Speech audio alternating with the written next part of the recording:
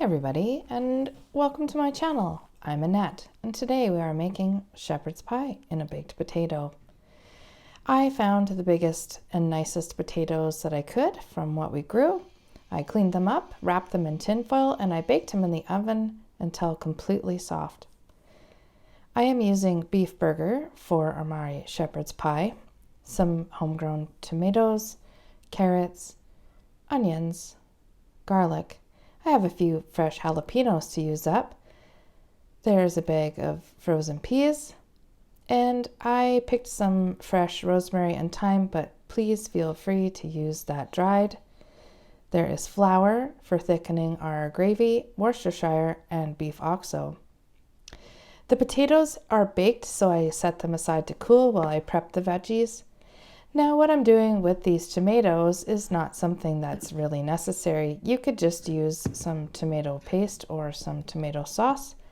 But I thought, well, why not crush my tomatoes? I love using this mortar pestle for various things, and I just got that fine mesh colander, and I'm going to squeeze out the juice. Now this is super fresh juice. I was just trying to avoid using the peels on the tomatoes, and there are ways that you can get the peels off. I can add that in the description.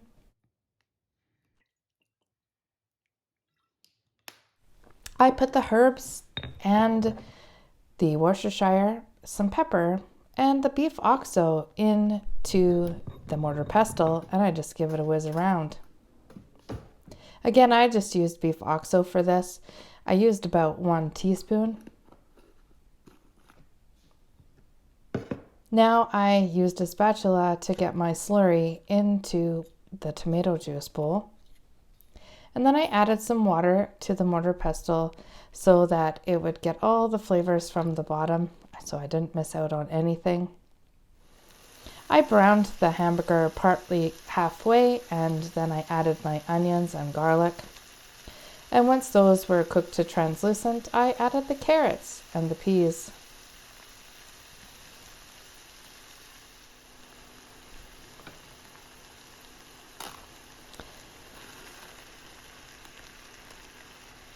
Give everybody a good stir, and then I just set that aside to continue cooking while I decided what to do with these potatoes.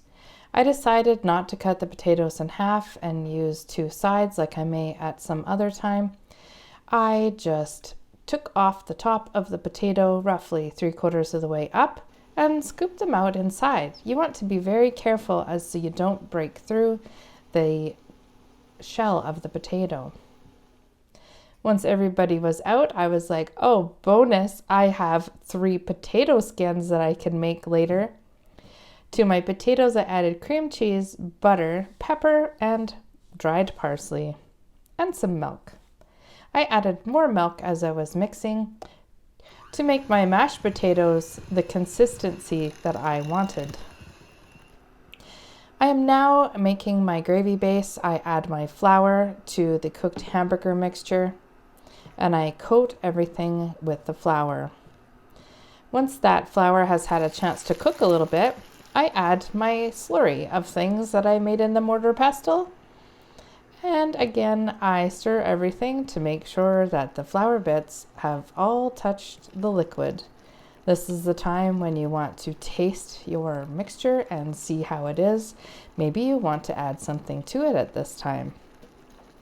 You would cook it until the gravy has been formed. When I pull that wooden spoon back, you can see that it is nice and thick. Unfortunately, my camera angle wasn't great here, but if you can use your imagination, you'll know that I was filling those potatoes. You can add the potatoes to the top of your stuffed potato in any fashion that you would like. You could get really fancy here, or you could just glob it on there and spread it around. Either way, it's going to taste delicious. Of course, this shepherd's pie requires some cheese topping. And once everybody was on there, I stuffed that thing back in the oven and let it cook for 10 more minutes at 400.